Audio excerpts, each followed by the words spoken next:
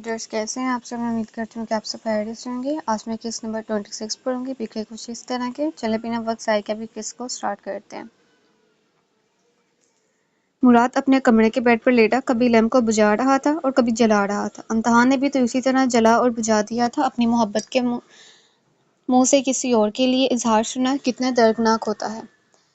کوئی جا کر اس سے پوچھتا، کاش وہ انتہا کو بتا سکتا کہ وہ کیا بتا چکی ہے اسے۔ 6 سال پہلے جب تمہیں دیکھا تھا تو سوچا تھا تم مل گئی تو سب مل جائے گا۔ اب 6 سال بعد تم ملی ہو تو تم سے ایسا درد ملا ہے جو کبھی خواب میں بھی نہیں تھا سوچا میں نے۔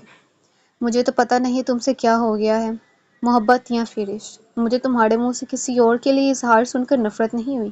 پتہ نہیں ہو کیا گیا ہے اب۔ تمہارے آنسو دل پر گرتے ہیں میرے، مجھ پر میرا اختیار نہیں ہے۔ 6 سال پہلے مجھے لگا تھا کہ تم نے مجھے قید کر لیا ہے۔ آج 6 سال بعد مجھے لگ رہا ہے کہ میں نے تم کو قید کر لیا۔ لیکن میں کیا کروں انتہا، میرا دل کسی اور کی طرف جاتا ہی نہیں سوائے تمہارے۔ میرے دل کو جانے ہی نہیں دیتی کسی اور کے پاس۔ لیکن ایک بات مجھے اپنے بارے میں اچھے سے پتہ ہے کہ میں تمہیں کبھی اس ماضی کا تانا نہیں دوں گا۔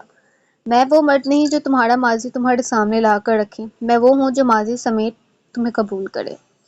جس غلط فہمی کا تم غلط شکار ہو، جس غلط محبت کا تم شکار ہوئی، میں تمہیں بتاؤں گا کہ محبت غلط نہیں تھی، شخص غلط تھا۔ میں تم کو بتاؤں گا کہ ہر مرد ایک جیسا نہیں ہوتا۔ جس محبت کے پیچھے تم بھاگتی تھی وہ غلط نہیں تھی، بس وہ وقت غلط تھا۔ وہ لیمپ بجھا چکا تھا، کمرے میں اندھیرا چھا چکا تھا۔ آج کی رات مجھ سے میرا درد نہ پوچھو، آج کی رات مجھ سے غم کی حقیقت نہ پوچھو، آج کی رات مجھے اندھیرے میں گزارنے دو۔ ماہی برآمدے میں کھڑی اس گھر کو دیکھ رہی تھی۔ آج یہ آرام گاہ بھی اس سے چھن چکی تھی۔ آج اس کا گھر معیاری دن تھا۔ وہ اس عورت کو سب سے ملتے دیکھ رہی تھی جو بہت الگ تھی۔ وہ نہیں تھی جو وہ کبھی تھی۔ وہ اس گھر کے دروازے سے باہر نکل کر گاڑی کے پاس کھڑی ہو گئی۔ اس گھر میں رہنے والے سب لوگ اس عورت کے ساتھ باہر آ رہے تھے۔ کسی نے ماہی کو اشارہ کیا تو ماہی فوراً کے پاس چلی گئی۔ اپنا خیال رکھنا ماہی۔ وہ سب لوگ اب ماہی سے مل رہے تھے کیونکہ وہ آج ہمیشہ کے لیے وہ اس گھر کو چھوڑ کر جا رہی تھی۔ وہ روئی نہیں تھی کیونکہ وہ رونا نہیں چاہتی تھی۔ اس عورت نے گاڑی کا دروازہ کھولا۔ ماہی؟ وہ ماہی کو اندر بیٹھنے کا اشارہ کر رہی تھی۔ خدا حافظ، اپنا خیال رکھیے گا آپ سب، اللہ پاک نے چاہا تو ہم پھر ملیں گے۔ وہ سب کو دیکھتی کہنے لگی۔ کچھ دیر بعد وہ گاڑی میں جا کر بیٹھ چکی تھی۔ وہ عورت ابھی بھی سب سے کوئی بات کر رہی تھی۔ کچھ دیر وہ اپنے ہاتھوں کو دیکھتی رہی، پھر اچانک اسے یہ احساس ہوا کہ اس کے ساتھ کوئی بیٹھ چکا ہے۔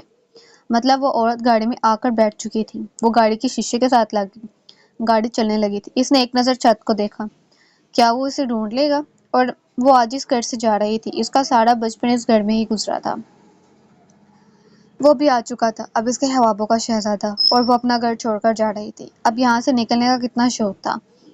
اسے جاتے ہوئے تکلیف ہو رہی تھی۔ وہ گاڑی کے شیشے سے باہر گلیوں کو دیکھنے لگی جہاں اپنا بچپن گزارا ہو۔ وہ جگہ کبھی نہیں بھولتی۔ جس سے سچی محبت کی ہو وہ بھی کبھی نہیں بھولتا۔ اب اس کی زندگی بدل رہی تھی یا پھر وہ بدل رہی تھی۔ کچھ تو بدل رہا تھا۔ وقت، میں انتظار کروں گی تمہارا، کبھی تو تم ڈھونڈ لو گے مجھے۔ جب ہم ملیں گے تو شاید وقت بدل چکا ہوگا۔ میں جا رہی ہوں ہمیشہ کے لیے یہاں سے، لیکن مجھے لگ رہا ہے کہ کچھ غلط ہو رہا ہے میرے ساتھ۔ خدا حافظ۔ وہ سیدھی ہو کر بیٹھ گئی۔ دیکھ لیا؟ اس کے کانوں میں اس عورت کی آواز گئی تھی جو اس کے سامنے بیٹھی تھی۔ جی، وہ مختصر بولی تھی۔ میں نے تمہارے لیے بہت اچھا گھر خریدا ہے، کسی بھی چیز کی ضرورت ہو تو بلا جھجک فرمائش کر دینا۔ وہ تو اس کا ہاتھ پکڑتی خود کی گود میں رکھ چکی تھی۔ وہ مسکراتی اس عورت کے ہاتھ دیکھنے لگی، پھر اس کی نظر اس کی انگلیوں پر موجود انگوٹھی پر پڑی۔ وہ ہیرے کی تھی یا پھر اسے لگ رہی تھی۔ اس نے اپنا ہاتھ اس انگوٹھی سے پر رکھ کر اس انگوٹھی کو چھپا دیا تھا۔ اسے اس انگوٹھی کو دیکھ کر کچھ ہوا تھا۔ اب اس کی ذات ہی اس کا نشانہ تھی جس نے اسے جنگ لڑنی ہے۔